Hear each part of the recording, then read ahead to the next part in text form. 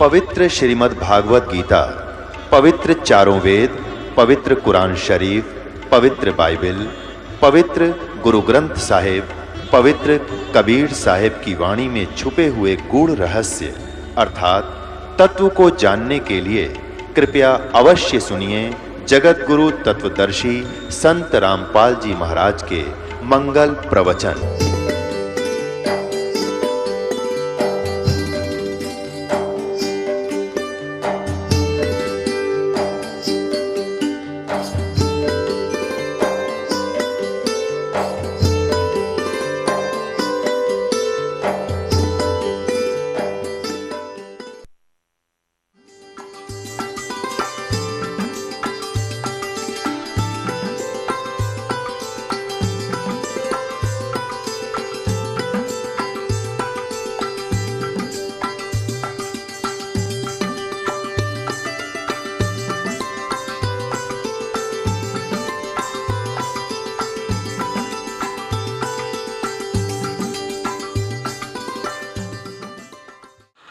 अथ देवी भागवतम सभास्टेकम समात्यम। ये कहाँ से प्रकाशित है? खेमरा श्री कृष्ण दास प्रकाशन बंबई। और इसमें अब देखिएगा तीसरा सकंद वही, ये संस्कृत भी साथ है इसमें। अथ श्री मद देवी भागवते भाषा टीका युक्ते तृतीय सकंद है प्रारंभते। अब इसमें भगवान शंकर स्वयं कहते हैं अपनी माँ को, ये 7वां श्लोक अंत हुआ, 8वां यहाँ से प्रारंभ हुआ। शंकर जी कह रहे हैं, हे माते दुर्गा को, यदि हमारे ऊपर सदा आप दयायुक्त हो तो हमको तमोगुण किस प्रकार प्रदान किया? मेरे को तमोगुण क्यों बना दिया माता आपने? और ब्रह्मा रजोगुण और विष्णु हरि सतोगुण। फिर देखो ये 7वां अंत हुआ श्लोक, 8वां प्रारंभ होता है। हे माता यदि हमारे ऊपर सदा दया युक्त हो, हमको तमोगुण किस प्रकार प्रदान किया? ब्रह्मा रजोगुण और हरि सतोगुण। ओए होए। फिर संस्कार देखो, 7वां श्लोक अंत हुआ, 8वां प्रारंभ हुआ। यदि दया धर्मना न सदाम्बिके कथम अहम, अहम माने मुझे, विहित माने बना दिया क्या? तमोगुण, मेरे को आपने तमोगुण क्यों बना दिया? और कमल जय, कमल से उत्पन्न होने वाले ब्रह्मा को रजोगुण संभव रजोगुण बना दिया, क्यों बनाया आपने? और सुविहित क्यों सतोगुण सतगुणों हरि और विष्णु को आपने सतगुण किस लिए बनाया? यदि आप हमारे पर दयालु हो, क्योंकि इन तीनों भगवानों को खूब पता है कि तुम्हारे कारण ये के जुल्म हो रहा है। किसी का बेटा मर रहा है, किसी की बेटी मर रही है, शंकर भगवान के कारण, यानी मृत्यु के ये देवता हैं, ये संहार करते हैं। और रजोगुण से हम एक दूसरे में विषय वासना, ये ब्रह्मा का गुण जबरदस्ती संतान उत्पत्ति करवाता है। और भगवान विष्णु का गुण हमें एक दूसरे में मोह ममता रखता है, ताकि ये एक दूसरे के साथ जुड़े रहें और मृत्यु बेशक कल न जाएं, ताकि इनका यहाँ से हृदय न हटे। तो ये भगवान भी दुख पाते हुए माँ से कह रहे हैं, माता एक तरफ तो आप कहती हो बेटा मैं तुम मेरे बहुत प्यारे हो, क्योंकि माँ को बच्चे प्यारे होते ही हैं, लेकिन फिर इनको गुण ऐसा बना दिया काल ने, तो ये क्या करें? तो ये स्वयं भी दुखी होकर कहते हैं, हमें क्यों ऐसे गुणों में युक्त कर दिया आपने? मैं तमोगुण बना दिया, विष्णु को सतोगुण और ब्रह्मा को रजोगुण क्यों बनाया? अब ये सिद्ध हो गया कि रजगुण ब्रह्मा, सतगुण विष्णु, तमगुण शिव जी, और ये तीनों नासवान हैं। दुर्गा किसे कहते हैं? प्रकृति को दुर्गा भी कहते हैं। दुर्गा को प्रकृति नाम भी दिया है, 4 बार आपको दिखाया। शिव महापुराण, पवित्र श्री शिव महापुराण, पवित्र श्री दुर्गा पुराण में आपके सामने स्पष्ट हुआ। अब ब्रह्मा विष्णु महेश की उत्पत्ति दुर्गा और काल से। ब्रह्म, ये गीता ब्रह्म बोल रहा, जैसे सुबह आपके को सत्संग सुनाया था, प्रमाण दिया था कि भगवान श्री कृष्ण ने गीता नहीं बोला, ये काल ने, ब्रह्म ने बोला। और ये अध्याय नंबर 14 का 3, 4, 5 ये स्पष्ट करता है कि दुर्गा तो सबकी माँ है और काल सबका पिता है। ये पवित्र शास्त्र श्रीमद् भगवत गीता जी, गीता प्रेस गोरखपुर से प्रकाशित है। अध्याय नंबर 14 का ये श्लोक नंबर इधर देखिएगा, 3, 4, 5। अब ये काल बोल रहा है, ब्रह्म कह रहा है कि मेरी अर्जुन, मेरी महत ब्रह्म रूप यानी मूल प्रकृति तो सभी प्राणियों की, भूतों की योनि है, अर्थात गर्भाधान स्थान है। और मैं उस योनि में चेतन समुदाय गर्भ को स्थापन करता हूँ, उसके संयोग से सब प्राणियों की उत्पत्ति होती है। आगे देखिए चौथे में,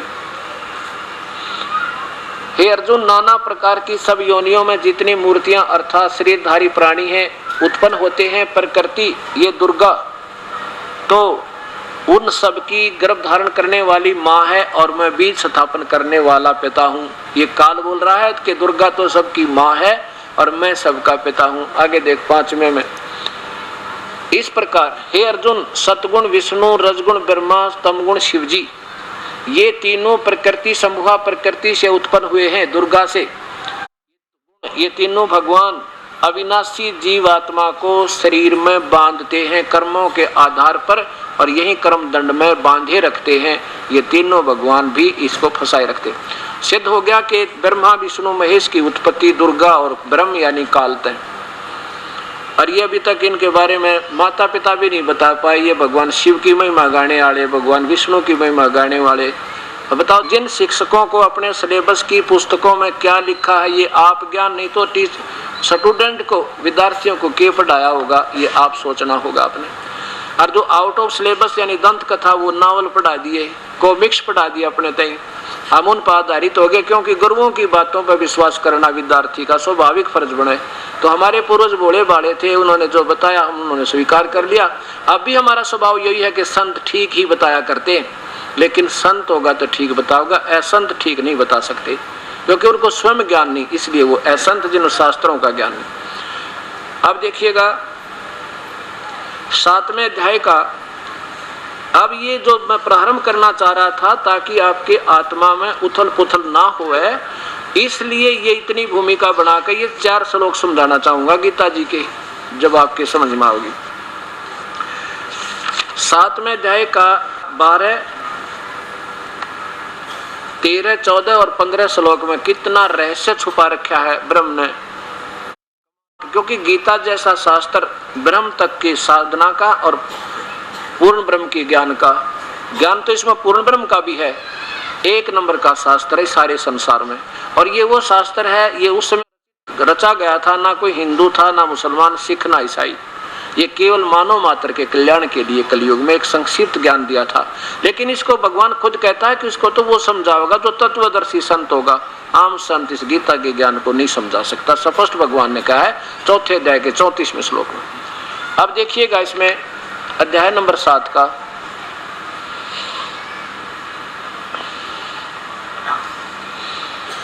इधर देखिए ये 12वां श्लोक है।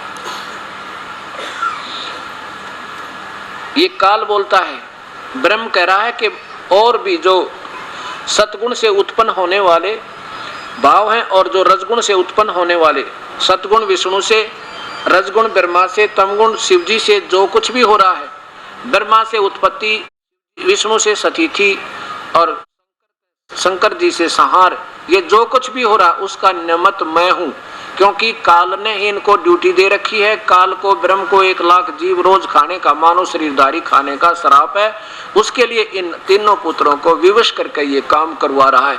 अब यहाँ कहता है कि और भी जो सतगुण से उत्पन्न होने वाले, यानी हमारे अंदर सतीथि जो बनी हुई है, ये विष्णु जी के गुण, सतोगुण के कारण, विष्णु के कारण, और भी जो रजोगुण से हम संतान उत्पत्ति करते हैं और संसारिक सुख की कामना करते करते मर जाते हैं, डटा नहीं जाता, ये भगवान इस ब्रह्मा के गुण के कारण, ब्रह्मा जी के। और तमोगुण जो हमारा संहार होता है, हम एक दूसरे मार डालते हैं, काट डालते हैं, कहते ये इस शंकर भगवान के कारण हमारी मृत्यु होती है। कहते ये जो कुछ भी हो रहा है, होने वाले बात सब, उनको सब तो मुझसे ही होने वाला ऐसा जान। देख कितना साफ कहा। और लेकिन परंतु मैं उनमें मैं और वे मुझ में नहीं है। शिव पुराण में लिखा है कि ब्रह्मा, विष्णु और शिव, इन तीनों देवताओं में गुण है, परंतु ये काल, ये शिव, ये गुणातीत है, इनसे बाहर है। अब ये क्या करता है काल हर ब्रह्मांड में? ये देखिए, ये ब्रह्मा, विष्णु और शिव तो यहाँ अलग से लोक बना दिए, इन 3 स्थानों के प्रभु, और ये इनसे अलग रहता है यहाँ पर, और यहाँ पर ये आकार में रहता है। और जब चाहे यहाँ से बिल्कुल खाली कर देता है इस लोक को, अंतर ध्यान हो जाता और पत्नी को अपनी को यहाँ छोड़ देता दुर्गा को। इसका अलग लोक भी है ब्रह्म लोक में दुर्गा का। ये कहता है कि मैं उनमें और वे मुझ में नहीं है, क्योंकि ये इनसे न्यारा रहता है और इससे भी भिन्न बिल्कुल सबसे अलग जब रहता है ये अपना वहाँ एक ब्रह्मांड में तीनों पुत्रों की उत्पत्ति करके यहाँ आकर विराजमान हो जाता है और डेली भी यहाँ पर आता है ये, और जब चाहे अपने ब्रह्मांड में जो से में चाहे चला जाता है। ऐसा इसका वर्णन है। अब 13वें नंबर में क्या लिखा है, वही 7वां अध्याय।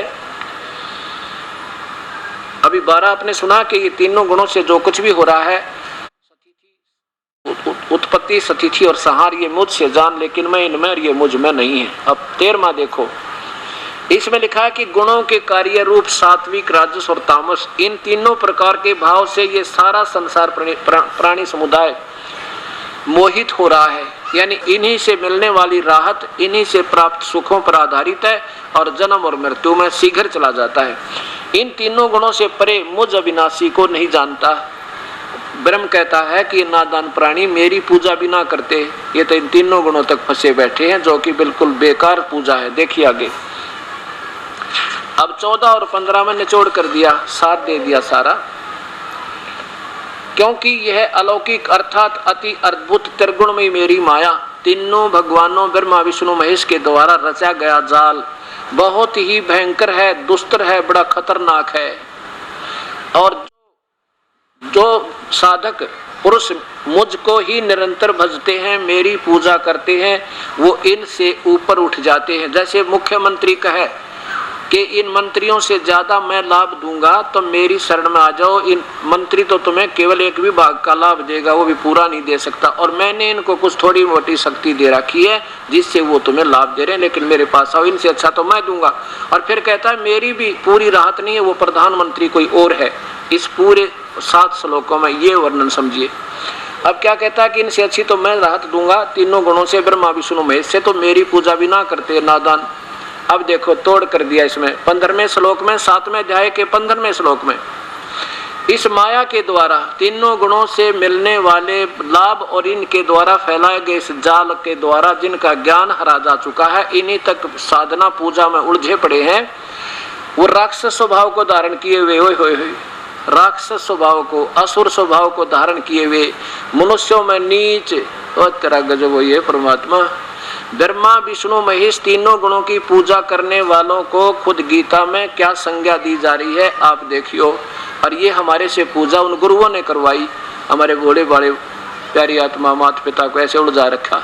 क्या लिखा है कि इस तीनों गुणों के द्वारा जिनका, माया के द्वारा जिनका ज्ञान हरा जा चुका है, असुर स्वभाव को धारण किए हुए, मनुष्यों में नीच, दूषित कर्म करने वाले, दुष्कृति न यानी भक्ति मार्ग के ये बुरे कर्म है, ब्रह्मा विष्णु महेश तक की पूजा करना, और देवताओं के नीचे की तो कहना है कि बहुत खराब है। मूढ़ा मूर्ख लोग और मुझे नहीं भजते, यानी मेरी पूजा नहीं करते। पूजा का जिक्र चल रहा है। तीनों गुणों की पूजा में जो अक्षणिक सुख, थोड़ी सी देर नरक स्वर्ग और यहाँ संसारिक सुख में ये चक्कर काटते रहते हैं, तो ब्रह्म साधना से 1000 गुना ज्यादा लाभ है ब्रह्मा विष्णु महेश की पूजा तक, 1000 गुना। लेकिन ये भी पूर्ण ठीक नहीं है। स्वयं ये स्वीकार करता है काल मेरी भक्ति भी अनुत्तम घटिया है। अभी दिखाऊंगा 7वें अध्याय में।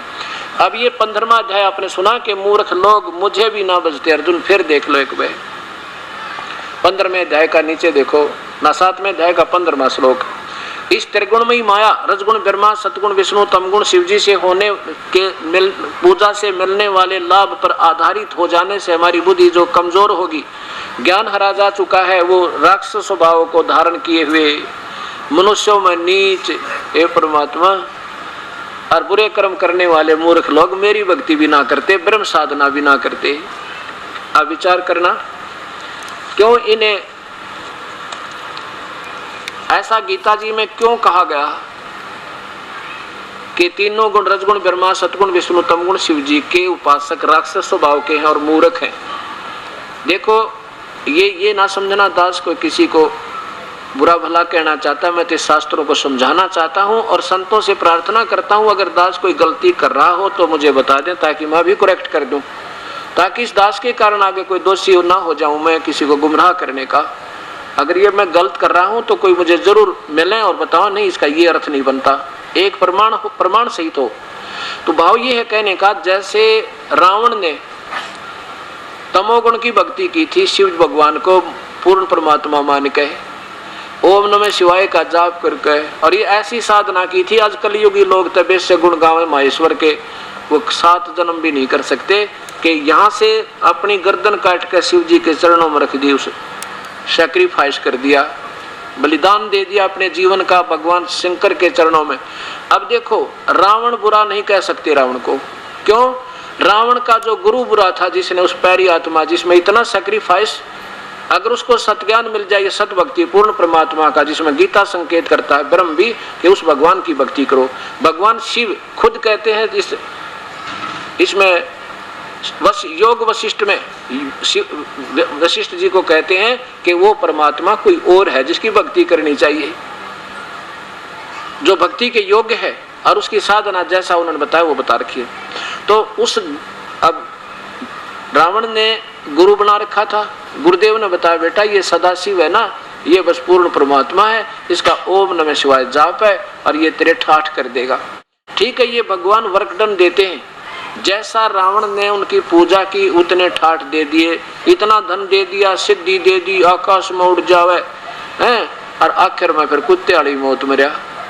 और ऐसी साधना की कि 10 बार सिर काट कर धर दिया उस शिव जी के सामने, और फिर भी राक्षस स्वभाव का हुआ, राक्षस कहलाया, कुत्ते वाली मौत मरिया। इतना नीच अपनी मां ने ठा लिया, यानी सीता का अपहरण कर लिया, इससे गंदा और कौन कर्म करेगा यू, इतना नीच। और फिर मूर्ख समझाए तो बिना मान्या।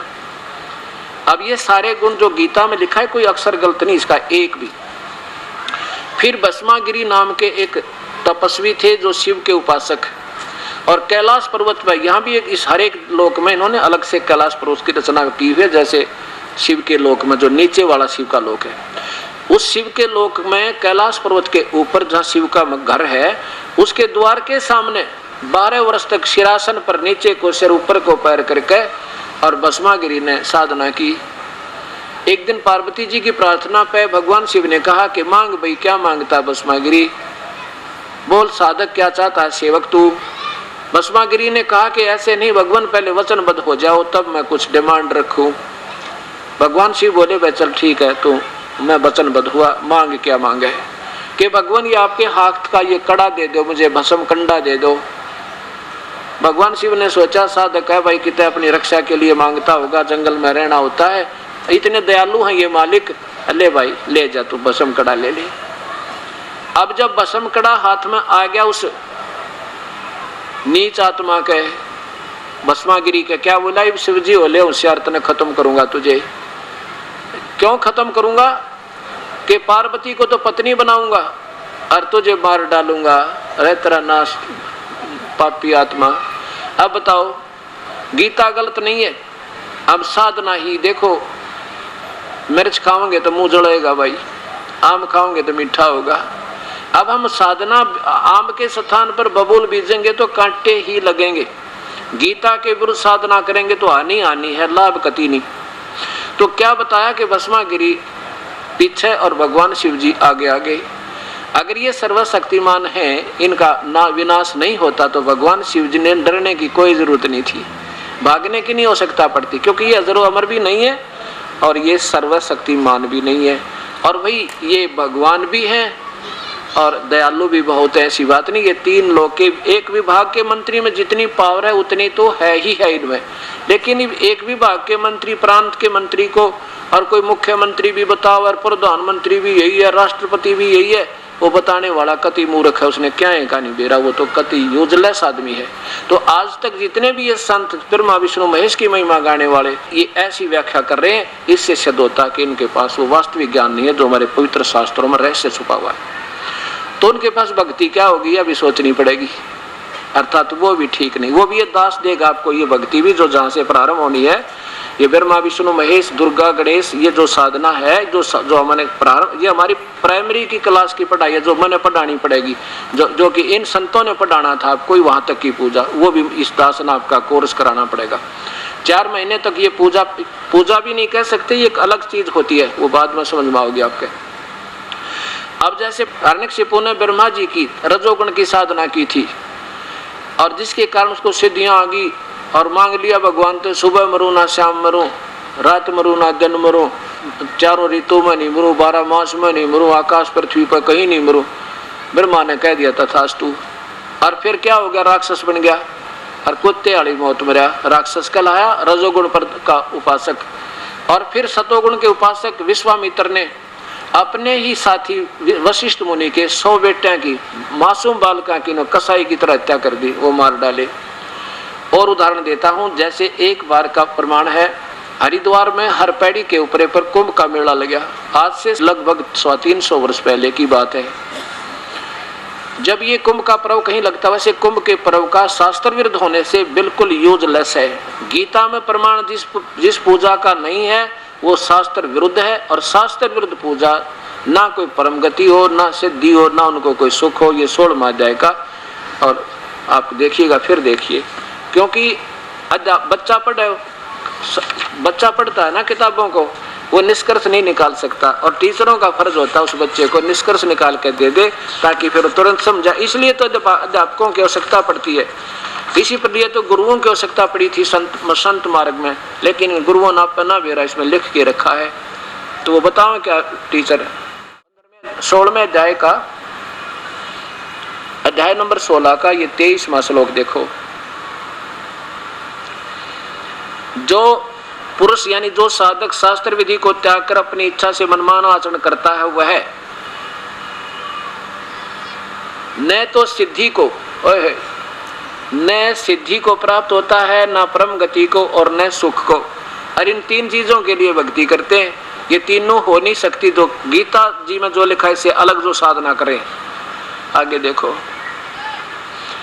क्योंकि गीता जी चारों वेदों का सार है, और गीता जी तो बोली जा रही है और वेदों की तरफ संकेत है। वेदों में केवल ओम नाम से भक्ति प्रारंभ होती है और कोई मंत्र नहीं है, सब मनमुखी मंत्र हैं। मनमुखी ये उपवास वगैरह, मंदिर में जाना, मस्जिदों में जाना, तीर्थों पे जाना, ये कुंभ के मेले का पर्व मनाना, ये गीता विरुद्ध, वेदों विरुद्ध है, होने से शास्त्र विरुद्ध है।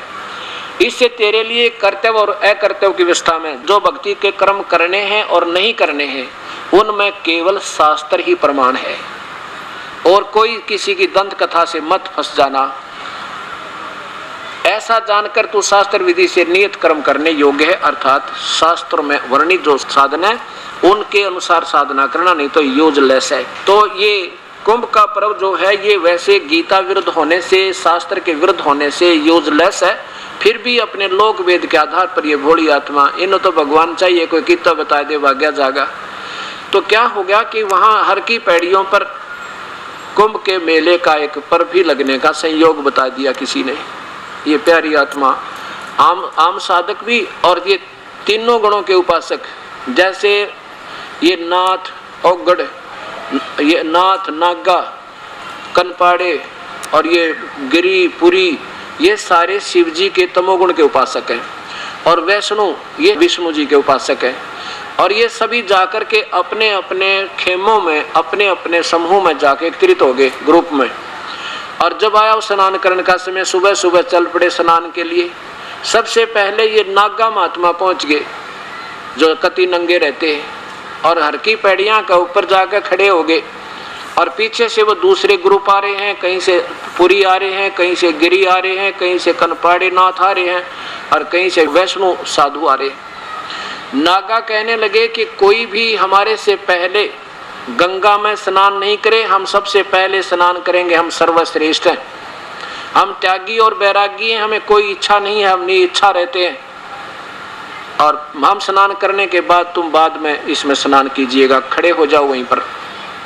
वैष्णु साधु विष्णु जी के उपासक कहने लगे हम सर्वश्रेष्ठ हैं, और तुम नंगो किसने श्रेष्ठ बना दिए, तुम टट्टी के हाथ भी ना धोते, नहाना न धोना, शरड फेरड, तुम किसने बना दिए श्रेष्ठ, हम सर्वश्रेष्ठ हैं, बाहर आओ, इससे दूर हो जाओ, हम पहले स्नान करेंगे।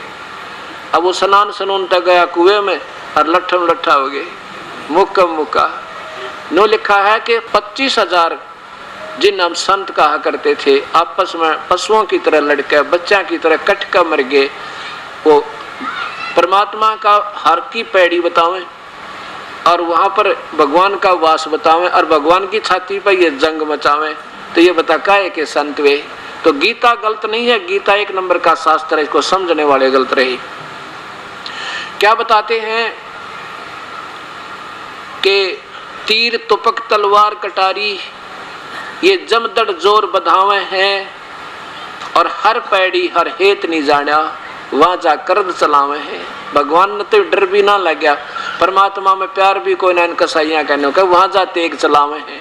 और काटे शीश नहीं दल करुणा, वो संत ने कहा काटे शीश नहीं दल करुणा, करुणा माने दया, और वो जग में संत कवावे हैं। और जो जन उनका उपदेशी हो जा उनको भी नरक ले जावे हैं। ओए होए, ये भी व्यर्थ की बातें हैं, ये भी बैदा है, बैदे से भेद अलैदा। अब ये पवित्र गीता जी में ये सिद्ध करना चाहती है कि तीनों गुण तक के उपासकों। अब देखो ये सोचना ऐसा नहीं, अब क्यों बताया भगवान ने ऐसा, क्योंकि हम विपरीत पूजा कर रहे हैं। कैसे, जैसे 15वें अध्याय में लिखा है कि अर्जुन ये उल्टा लटका हुआ संसार रूपी वृक्ष है, और इसकी ऊपर को जड़ है तीनों, नीचे को तीनों गुण रूपी शाखा है, रजगुण ब्रह्मा है और सतगुण विष्णु, तमगुण शिव जी। ये देखो, अब इसको समझाने के लिए ये सारी कहानी क्यों ब्रह्मा विष्णु में इसकी पूजा को गलत क्यों बताया है, ये अब प्रमाण होगा इसका। अब ये उल्टा लटका हुआ एक संसार रूपी वृक्ष समझो, ऊपर जो सबसे ऊपर के ब्रह्मांड हैं वो तो वहां पूर्ण परमात्मा रहता सतलोक में, ये तो पूर्ण परमात्मा है। और ये नीचे तीनों गुण रूपी इसकी शाखा, वो तो जड़ है, ये तना पर ब्रह्म है, और ये डार ब्रह्म क्षर पुरुष ये ज्योति निरंजन है, और ब्रह्मा विष्णु महेश ये रजगुण ब्रह्मा है, सतगुण विष्णु, तमगुण शिव जी। ये तो केवल संसार रूपी वृक्ष एक शाखा है, नीचे को टहनी है। अब देखो कबीर परमात्मा ये पूर्ण ब्रह्म अपनी महिमा आप बताते हैं कि अक्षर पुरुष एक पेड़ है, निरंजन वा की डारे। अक्षर पुरुष जड़ जो जमीन से ऊपर नजर आता है उसको वृक्ष कहते हैं, पेड़। अक्षर पुरुष एक पेड़ है, निरंजन वा की डारे, और निरंजन ये क्षर पुरुष ब्रह्म, और तीनों देवा शाखा है, ये पाते रूप संसार। अब देखो ऐसा नहीं है, हम तो और नीचे हैं इनसे, ये देखो ब्रह्मा विष्णु महेश, और हम तो यहाँ लटक रहे इन तक गए, हमारे साथ ये बहुत सुप्रीम है। लेकिन ये सतिथि बतानी पड़ती है कि कौन भगवान कितनी सतिथि का। अब देखो जड़ से खुराक चलती है, इस जड़ से खुराक चलती है, और यही सबका पालन करता है। इससे खुराक तना में, तना से इस डार में, डार से ब्रह्मा विष्णु महेश में, फिर इनसे आगे हमें मिलेगी। हमें तो मिले ही नहीं सेगी, ये अनादरणीय नहीं है, लेकिन हम इनकी पूजा गलत कर रहे हैं, इसलिए ये हमें लाभ नहीं दे सकते। कैसे कर रहे हैं, अब जैसे आप कोई पौधा लाओ आम का, और आम का पौधा लाओगे तो कैसे बीजोगे उसको, ऐसे बीजेंगे, जड़ को तो पृथ्वी में या गमले में दबाएंगे, गाड़ देंगे, और फिर सिंचाई करेंगे इस मूल की, जड़ की, इसकी पूजा करेंगे तो कहाँ जाएगी ये खुराक, यहाँ आएगी ब्रह्मा विष्णु महेश में, और फिर ये इनका फल लगेंगे, फल इन्हें ने देना हमारे को। अब यहाँ से जड़ से खुराक चलेगी, इसकी पूजा करेंगे तो हमारे हिस्से का यहाँ आवेगा, और इस इनसे फिर फल लगेंगे स्टेनिया के। तो इसलिए ये प्यारे गणे लगा हमने। अब हम इसकी बजाय पूजा इनकी करने लगे, या गलती कर दी। इनका आदर करना है, इनसे प्यार करना है, इनके प्रति श्रद्धा तो रखनी है, लेकिन पूजा नहीं करनी। पूजा इसकी करेंगे जब ये लाभ देंगे, नहीं तो हमें लाभ नहीं दे सकते। जैसे अब हम क्या कर रहे हैं, अभी तक हमारे से संत क्या करवा रहे हैं, ये ऐसी पूजा करवा रहे थे, हम ऐसे कर रखा था। इस भक्ति रूपी पौधे को उल्टा बीज लिया, इसलिए गीता में कहा कि बालकों का खेल, ये मूर्खों की, बालकों की, नादानों की पूजा है, ये ऐसे नहीं करनी चाहिए थी। क्या बताते हैं, एक साधे सब सधे, एक के साधे सब सधे, ये सब साधे सब जावे, माली सींचे मूल को हो, फले फूले गाए। बिना मांगे देंगे ये भगवान फिर आपको, जब यहाँ इसकी पूजा करोगे पूर्ण परमात्मा की। अब इसके लिए इसलिए बताया कि मूर्खों की पूजा ये उल्टी कर दी, और ये शास्त्र विरुद्ध साधना है, क्योंकि अब मूल को छोड़कर टहनी पूजन लाएंगे। अब 3 भगवानों की सतिथि इसी 15वें अध्याय के 2 श्लोक आपके सामने स्पष्ट करेंगे।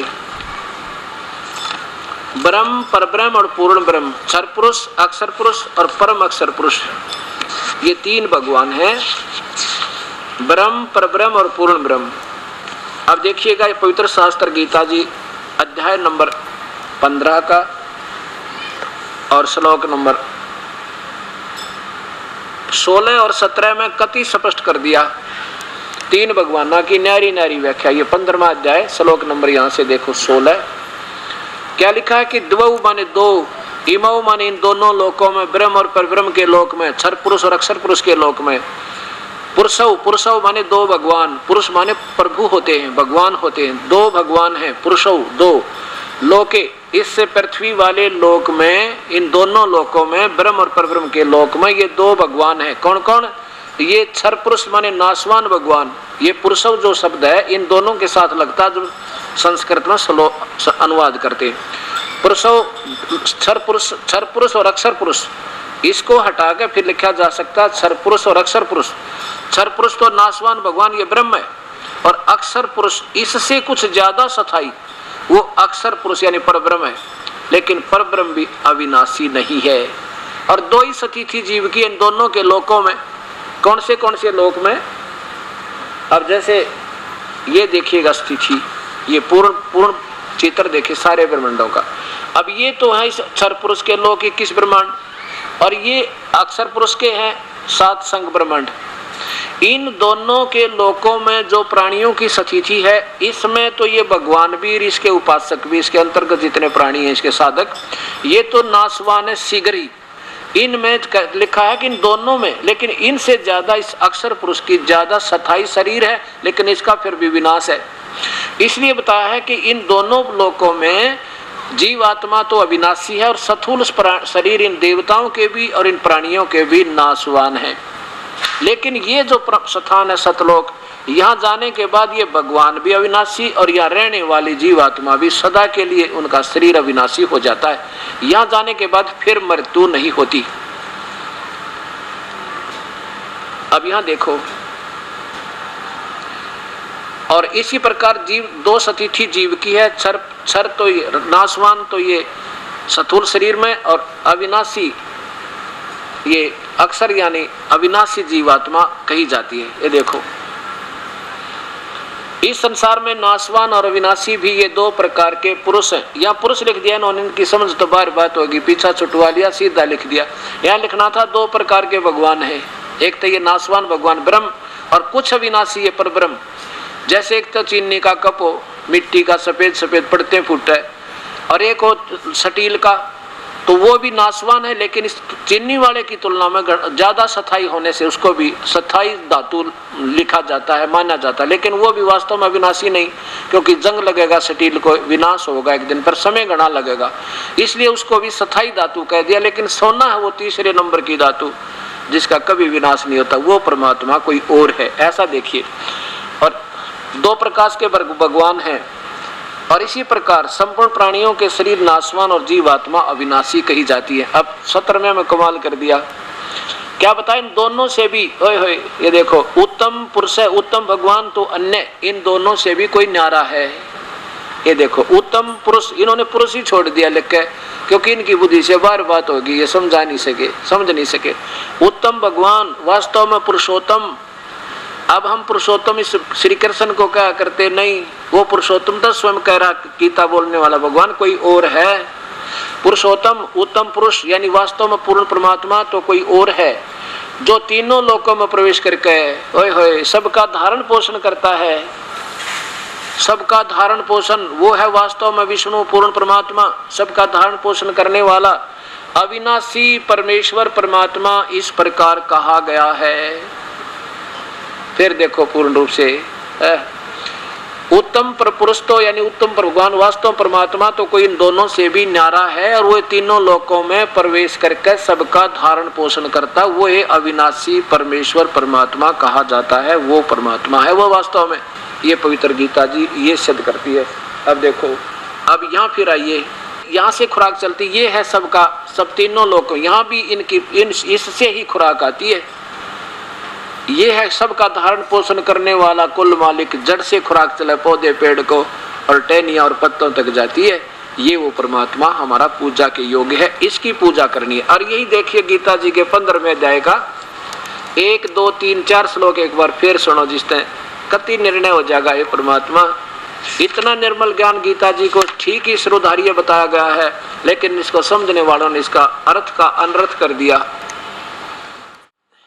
अब देखो ये गीता जी का अध्याय नंबर 15 के 4 श्लोक और सुनो।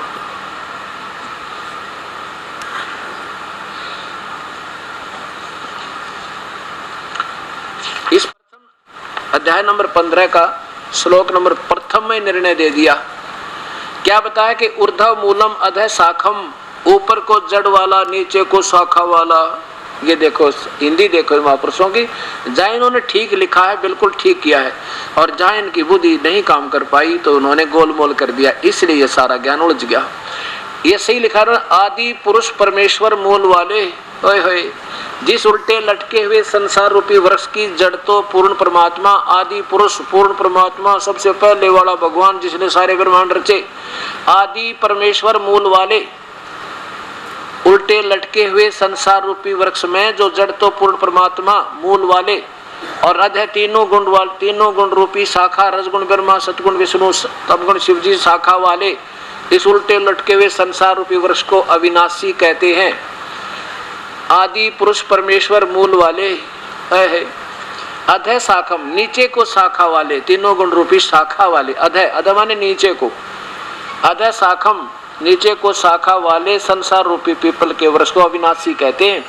और वेद जिसके पत्ते कहे गए हैं, यहाँ देखिए, और उस संसार रूपी वृक्ष को जो व्यक्ति, जो साधक, जो संत यानी मूल सहित तत्व से जानता है, वह वेद के तात्पर्य को जानने वाला स वेदवित। या ये क्या स्पष्ट किया है कि जो इस पूरे ब्रह्मांडों को और इस पूरे संसार रूपी वृक्ष की जड़ क्या है, तना क्या है, टहनी क्या है, डार क्या है, ऐसा जो बता देगा वो तत्वदर्शी संत है, वो वेद के को सही जानता है, अर्थात वो तत्वदर्शी संत है। ये निर्णय कर दिया, सह वेदवित, वो वेद के तात्पर्य को जानने वाला है।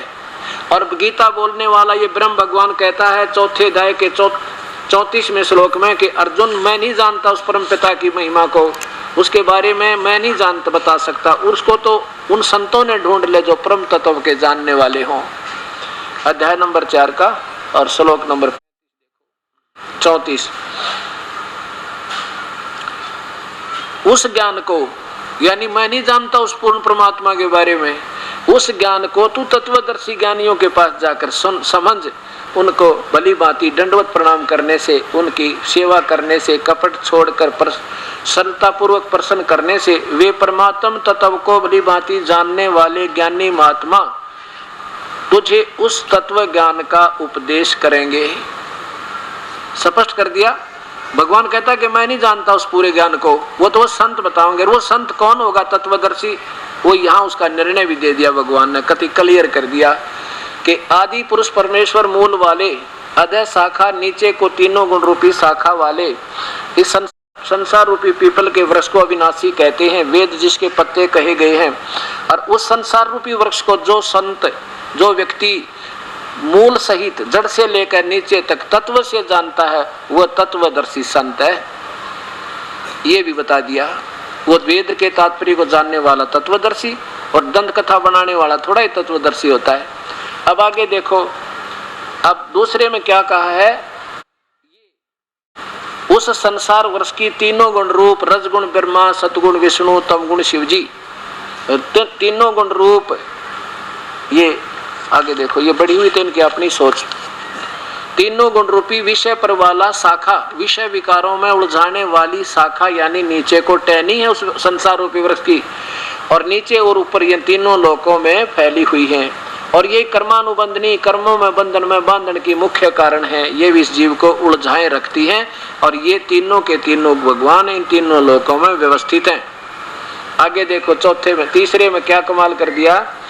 अब भगवान गीता बोलने वाला कहता है कि अर्जुन, इस संसार वर्ष का स्वरूप जैसा मैं तुझे बता रहा हूं, क्योंकि इसने तो ऊपर तक मूल वाला बता दिया, नीचे तीनों गुण रूपी शाखा बता दी, बीच का कोई ज्ञान नहीं।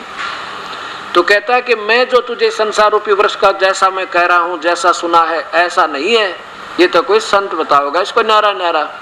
इस संसार रूप वर्ष का स्वरूप जैसा कहा है वैसा यहाँ विचार काल में, यानी तेरे और मेरे डिस्कशन में, इस गीता वाले ज्ञान में मैं तुझे नहीं बता पाऊंगा।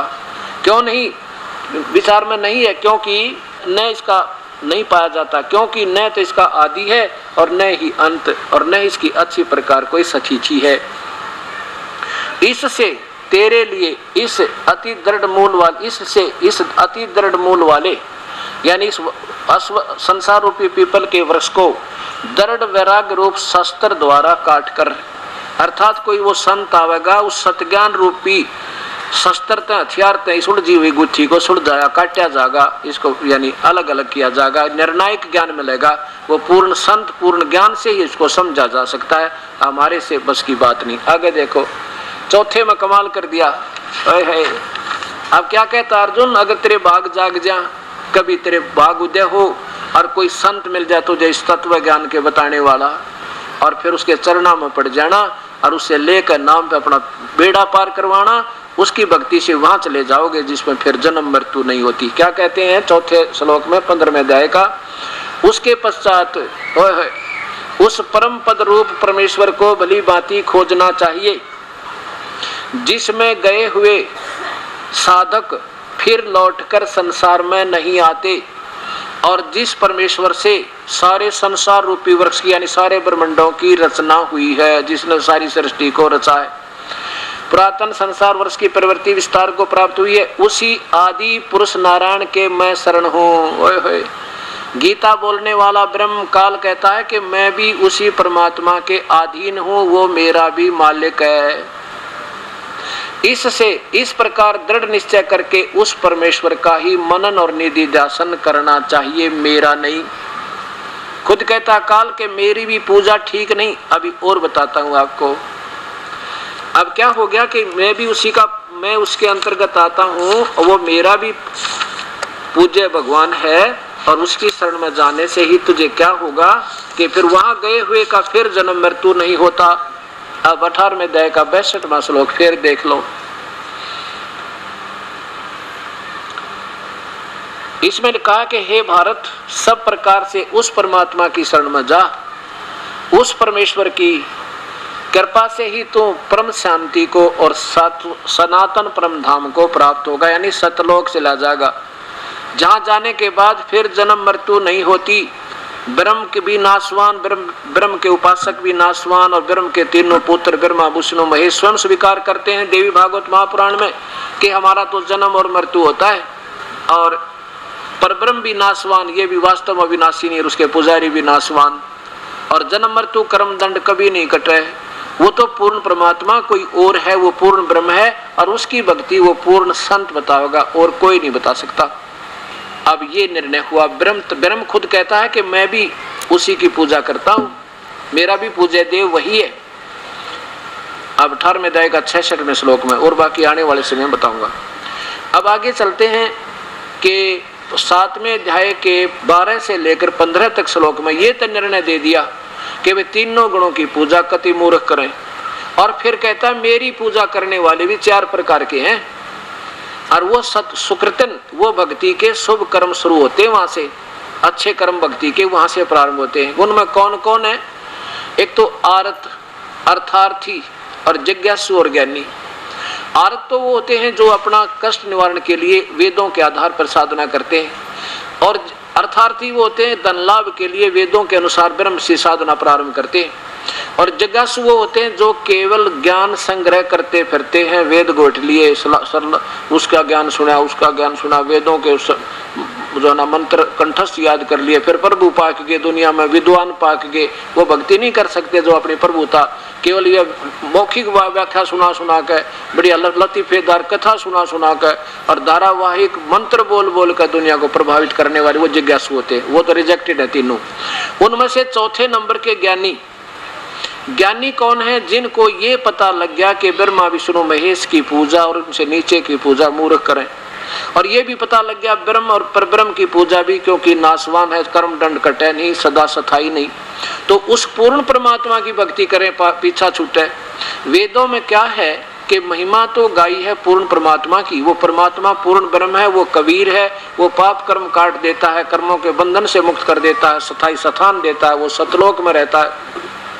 लेकिन वेदों में क्या है, पूजा की विधि केवल ब्रह्म तक की है, क्योंकि अब जैसे 10वीं की सिलेबस की बुक किताबों में बीए का सिलेबस नहीं आ सकता, और जहां तक गीता में जो वेदों और गीता एक है, केवल ब्रह्म तक की साधना है, ओम नाम से प्रारंभ होती है और कोई मंत्र नहीं। ओम नाम से जो प्रारंभ होती है, ये तो लिखा है कि मेरा मुझ ब्रह्म का तो ओम नाम है अर्जुन, और कोई मंत्र नहीं, ये एक अक्षर है, वो मंत्र है। ऐसे ही वेदों में यजुर्वेद के 40वें अध्याय के 15वें श्लोक में लिखा है कि ओम कर्तुम समर और कलवे समर और कर्तु समर, ओम नाम का जाप है मेरा ब्रह्म का, इसको काम करते करते जाप कर, विशेष कसक के साथ जाप कर, और वही मनुष्य जीवन का प्रथम कर्तव्य समझकर भगवान भक्ति करो और ओम नाम का जाप करो, और कोई मंत्र नहीं।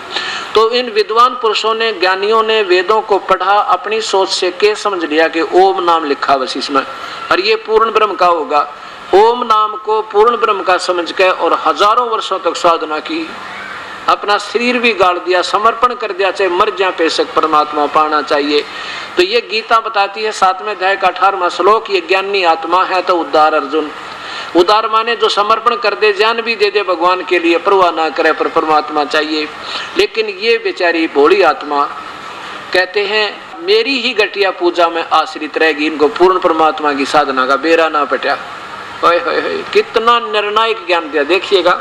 अब 7वें अध्याय का 18वां श्लोक सुनाऊं, क्योंकि ये 3 तो बीच के आपको खूब पता है। ये परमात्मा, और ये गीता का अनुवाद करने वाले महापुरुष असमंजस में पड़ गए कि भगवान अपनी पूजा को घटिया क्यों बतावेगा, इसलिए इन्होंने अनुत्तम कारत सर्वश्रेष्ठ कर दिया। तरह बुलाओ, ये बिना ज्ञान के निवनरत कर दिया। 7वां अध्याय 18वां श्लोक, इधर देखो, ये 18वां श्लोक है। क्या लिखा है? उदारा सर्वे एवं एते ज्ञानी तू आत्मा एवं मे मतम। गीता बोलने वाला भगवान कहता है मेरे विचार में, मतम में मतम माने मेरे विचार में, ये ज्ञानी आत्मा विद्वान पुरुष जिन्हें पता लग गया कि एक भगवान की भक्ति करें और नहीं करनी, मूर्खा का काम, और वो उन्होंने जैसा सोचा समर्पण कर दिया ओम नाम के जाप पे, ये ज्ञानी आत्मा है तो उद्धार माने शर भी दे दें। अब देखो संस्कृत सीधी समझ में आ जाएगी, कोई बड़ी बात नहीं। ये ज्ञान आत्मज्ञान होना चाहिए। अब क्या कहते हैं कि मेरे विचार में ज्ञानी आत्मा है तो बड़ी सारी की सारी बड़ी उद्धार, लेकिन ये बेचारी आश्रित से ही वो, क्योंकि वो मेरी ही, वो आश्रित माने आश्रित रही युक्त आत्मा, भगवान को चाहने वाली आत्मा, माम अनुतमाम गति, माम एवं मेरी ही, अनुतमा माने घटिया तो घटिया साधना में आश्रित रहेगी, उनको पूर्ण परमात्मा का ज्ञान ना हुआ, वो संत ना मिला तत्वदर्शी उनको। अब ये स्पष्ट आपके सामने क्या लिखा है कि वो मेरी, माम माने मुझ में, मेरे में ही मेरी अनुतमाम गति, मेरे द्वारा दी जाने वाली घटिया तो घटिया राहत में ही सीमित रहेगी, क्योंकि ये कहता मेरी भी मृत्यु तेरी भी मृत्यु अर्जुन, और कर्म दंड कटे नहीं, जन्म मृत्यु का दंड छूटे नहीं भाई। ये इसलिए ठीक है, इन और भगवानों से मेरी पूजा करने वाला 1000 युग तक महास्वर्ग में रह जाएगा, फिर भी जन्म मृत्यु है। इसलिए कहा कि मेरी ये अनुतमाम गति में मेरे तक ही सीमित रह गए, उनको पूर्ण परमात्मा का ज्ञान होया नहीं। अब देखो नीचे इन्होंने क्या लिखा है, अनुतमाम लिखना था घटिया तो घटिया, व्यर्थ से व्यर्थ, और इन्होंने अति उत्तम लिख दिया, सारा भावार्थ बदल दिया कति, क्योंकि ये डर गए इस बात है कि भगवान के बारे में कैसे लिख दे भाई, अश्रेष्ठ है इनकी भक्ति, इन्होंने न्योना बेरा था, गीता कह के रही है। अब यहाँ बात बिगाड़ दी, अनुतमा माने अति उत्तम, तरह गजब है। और यहाँ देखो इसी 7वें अध्याय के 24वें श्लोक में यही लेखक क्या लिखता है, ये 24वें श्लोक में 7वें के में अनुत्तम माने अनुत्तम, यहाँ ठीक लिख दिया। दूसरे पृष्ठ पर इतने में बदल गए भाव को, यहाँ ठीक है अनुत्तम माने घटिया, अनुत्तम ही लिख दिया। चलो ना समझ में आई तेनों का पीछा तो छुटवा गया, अनुत्तम लिख के फिर यहाँ अनर्थ क्यों कर दिया, या अनुत्तम माने घटिया तो घटिया, ये देखिए, या अनुत्तमा माने अति उत्तम कर दिया। एक नहीं, आज से 4-5 आगे दिखाऊंगा आपको।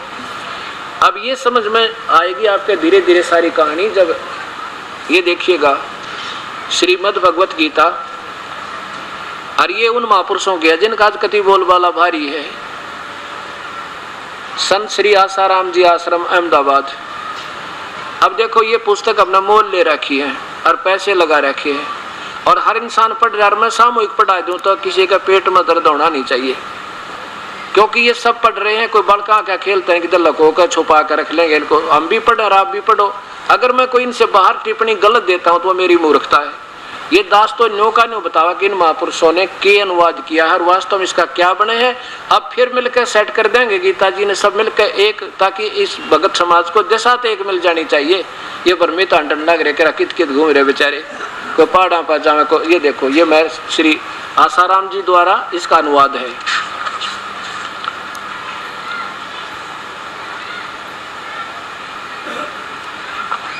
ये देखो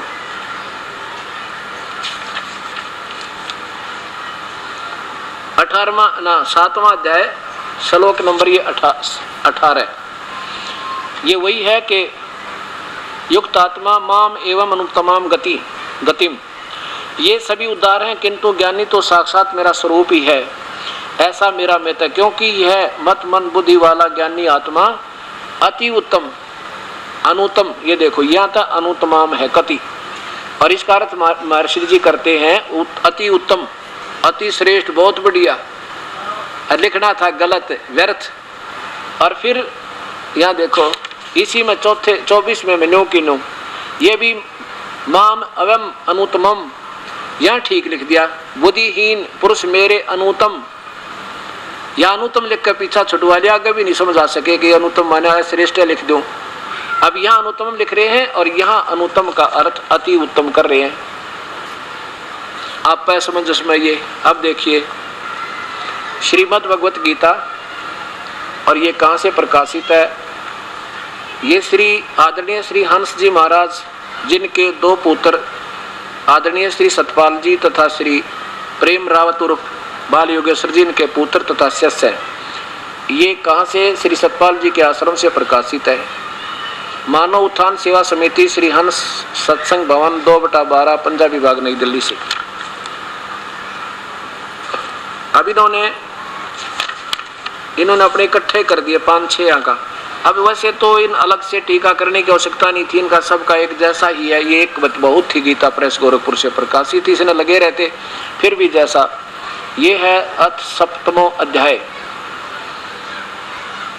माम आस्थ से ही युक्त आत्मा माम एवं अनुत्तमाम गति।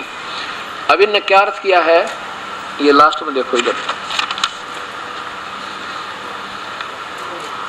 उत्तम कर्म करने वाले इन सब से मैं मुझे वह ज्ञानी अति प्यारा है, जो नित्य भक्ति में लगा है, जिससे मैं प्यारा हूँ, आदि आदि। और यद्यपि सभी उदार हैं, ज्ञानी सभी ज्ञानी है, परंतु जो ज्ञानी अंतरात्मा से लगा हुआ है वह मेरी शरण है, जिसकी मैं गति हूँ। अब इन्होंने उस अनुत्तम का अर्थ छोड़ दिया, या इन्होंने अनुत्तम का अर्थ ही नहीं किया। कोई ना श्रेष्ठ लिखा ना अश्रेष्ठ लिखा, गोल मोड़ करके ढेर सारे 4-5 श्लोक इकट्ठे करे और इकट्ठा कर दिया ठाके, क्योंकि इनकी समझ बुद्धि दोबार होगी बात यह सारी। देखो कि कहीं भी कोई अश्रेष्ठ या अनुत्तम शब्द इन्होंने नहीं लिखा। अत्यंत प्यारा है, जो बहुत जन्म के अंत वाला, ये तो 19वें श्लोक का अर्थ हो गया। अब और देखो, ये है आचार्य श्री सुधांशु जी द्वारा इसका टीका है। और ये देखो 18वां श्लोक है, युक्त माम एवं अनुत्तमाम गतिम। इन्होंने क्या चतुरता की है। उत्तम माने सबसे अच्छा होता है, उत्तम माने अच्छा होता है, उच्चतर यानी अच्छा स्वभाव भाव, और नीचतर हुआ घटिया। इसने उच्चतर लिख दिया, गोलमोल करने की चेष्टा। देखो यूं तो सभी बहुत अच्छे हैं, परंतु ज्ञानी को तो मैं समझता हूँ और मैं वही है, क्योंकि पूरी तरह अपने आप में योग में लगा कर केवल मुझ में ही आस्थित हो जाता है, जो कि मैं उच्चतर लक्ष्य हूँ। अनुत्तम का लिखना था निचतर, घटिया तो घटिया, निम्न सतर का लिखना था, अनुत्तम का उच्चतर लिख दिया। बात वही है, चाहे अनुत्तम लिख दे, अति उत्तम लिख दे, चाहे 75 लिख दे, वही बात है, कोई अर्थ में फर्क नहीं। 75 कर दिया इसने, सर्वोच्च यानी सर्वोच्च, लिखना था सबसे निम्न, घटिया तो घटिया हूं। अब यहां आपने एक और दिखाता हूं आपको। भगवान ब्रह्म कहता है, काल कहता है अर्जुन को, यदि मेरी भक्ति करता है तो नीचे की पूजा छोड़ दे, और उस परमात्मा की शरण में जाना है तो मेरी भी छोड़ दे। कि हम क्या करते रहे अभी तक, हम ओम नाम का जाप ऋषि, अब तो हम सारी शास्त्र की साधना कर रहे हैं, आप भी और हम भी कर रहे थे। पहले हम जब ऋषि थे, पहले द्वापर त्रेता सतयुग में, हम सब शास्त्रों को साधना करते, वेदों अनुसार ओम नाम के जाप की कमाई, और कोई दूसरी साधना नहीं करते थे, पांचों यज्ञ करते थे। उसकी हम क्या बेनिफिट लेते रहते, जैसे स्वर्ग चले गए, महास्वर्ग चले गए, हजारों युग तक वहां महास्वर्ग में अपनी पुण्य कमाई खत्म करी, फिर नरक में आ गए और फिर पशु बन गए। अब ये चक्कर हमारा चलता रहा। अब हम क्या करेंगे, जो हम आपको जाप देंगे, ओम नाम का जाप मिलेगा, और उसके साथ एक और मंत्र होगा जो दोनों मिलकर सतनाम बनेगा।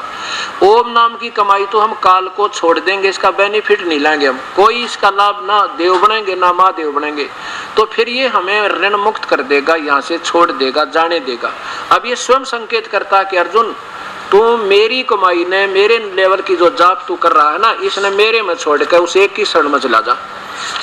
ये देखो अध्याय नंबर 18 का श्लोक नंबर ये 66 देखो, क्योंकि गीता ये लास्ट अध्याय आ गया और लास्ट श्लोक चल रहे हैं।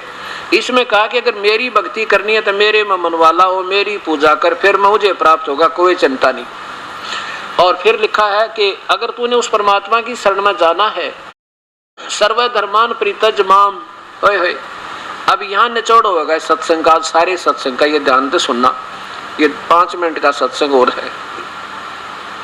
सर्वधर्मान परित्यज माम, काल कहता है धर्मान माने सभी धार्मिक पूजाओं को मुझ में छोड़कर, एकम शरणम व्रज, एकम माने अद्वितीय, जिसके बराबर दूसरा ना हो, उस परमेश्वर की शरण में चला जाए। क्योंकि यहाँ देखो 18वें अध्याय के 62वें श्लोक में खुद भगवान यही कह रहा है कि हे भारत, सब प्रकार से उस परमेश्वर की शरण में जा, उस परमात्मा की कृपा से तू परम शांति यानी जन्म मरण रहित हो जाएगा, सतलोक में चला जाएगा, स्वस्थान में पहुंच जाएगा। अब यहाँ कहता है कि उसकी शरण में जाना है तो सर्वधर्मान परित्यज माम, मेरी पूजाओं को, धार्मिक पूजाओं को मेरे में छोड़ के, परित्यज माने छोड़ के, माम माने मुझ में, एकम शरणम व्रज, उस सर्वशक्तिमान की शरण में चला जा। फिर व्रज माने जाना होता है, इन्होंने उल्टा कर दिया आना, सारे विपरीतार्थ अर्थ कर दिए, सारी बात बिगाड़ दी। अब अहम तो फिर मैं तुझे सर्व पापे व्यामोक्षामि मा शुच, फिर मैं तुझे सब पापों से मुक्त कर दूंगा, इसका ऋण दे देंगे, ये हमने छोड़ देगा, फिर हम यहाँ गधे कुत्ते ना बनाओगा, क्योंकि हम इसका बेनिफिट यहीं खाते रहते थे, अब यहाँ नहीं खाएंगे, हम इसको पकड़ा देंगे, इसकी कमाई ऋण मुक्त कर देगा हमें। अब देखो हिंदी देखना, संपूर्ण धर्मों को अर्थात पूर्ण कर्तव्य कर्मों को मुझ में त्याग कर तू केवल एक, अब माम माने मुझ ही लिखना था, इन्होंने कितनी लंबी व्याख्या कर दी, मुझ सर्वशक्तिमान सर्वाधार परमेश्वर की शरण में आ जा। वर्ज माने आना लिख दिया, आ जा, और जबकि इसका अर्थ होता जा, यहाँ बात बिगाड़ दी न सारी की सारी। अब दिखाता हूँ आपको, वर्ज माने जाना होता है, आना नहीं होता। अब ये भी गीता प्रेस गोरखपुर से प्रकाशित है, और ये श्री विष्णु पुराण आप देखिए, ये श्री विष्णु पुराण भी गीता प्रेस गोरखपुर से प्रकाशित है, और अनुवाद भी महापुरुष का किया है, इसमें ठीक किया, व्रज माने जाओ, और ये व्रज माने आजा, उल्टा कर दिया इन्होंने। गीता प्रेस गोरखपुर से प्रकाशित है, और इसके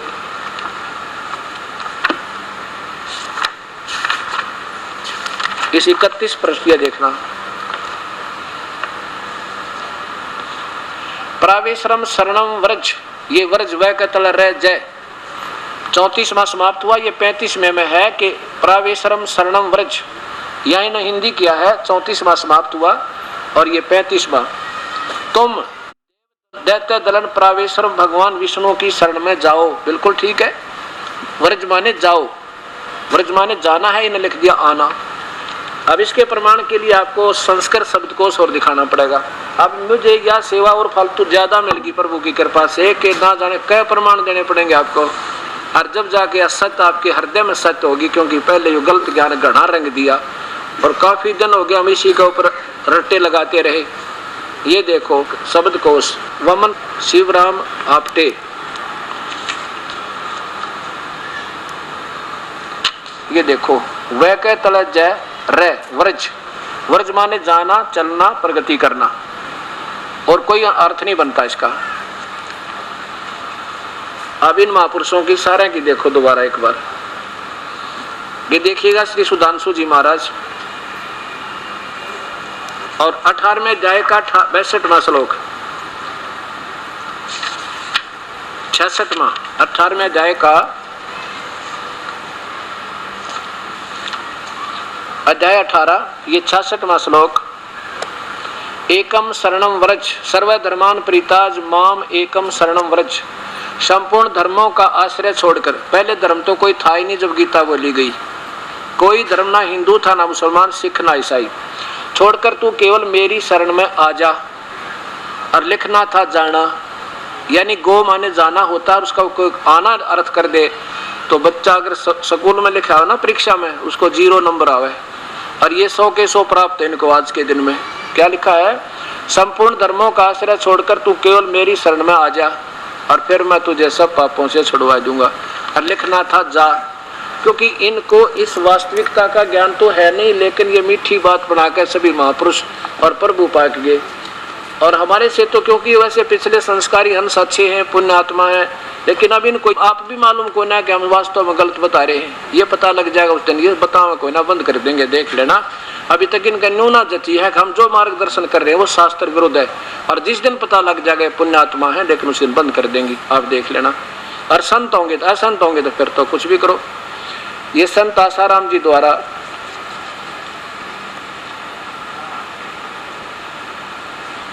अब इन्होंने भी यही निजों की, तो ये 18वां अध्याय नीचे देखो,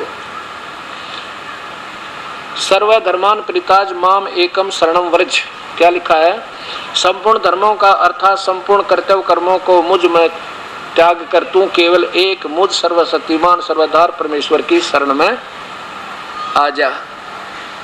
ऐ तरह का जो वो लिखने तो पहले न तो सोचते, कोई डिक्शनरी उठा कर देख लेते, तुम लिखने क्या जा रहे हो। अब देखो, ये श्रीमद् भगवत गीता श्री हंस जी महाराज, जो आदरणीय श्री सतपाल जी तथा आदरणीय श्री प्रेम रावत बालयोगेश्वर जी के पूज्य पिताजी, इनके आश्रम से, श्री सतपाल आश्रम से, पता है मानव उत्थान सेवा समिति श्री हंस सत्संग भवन 2/12 पंजाबी बाग नई दिल्ली से इसकी प्रकाशित है ये। और ये सतपाल जी का चित्र, और यहाँ पर ये देखिएगा, सर्वधर्मान प्रीताज माम एकम शरणम व्रज। इसका अर्थ ये 4-5 का इकट्ठा किया, ये लास्ट में आता है यहाँ पर।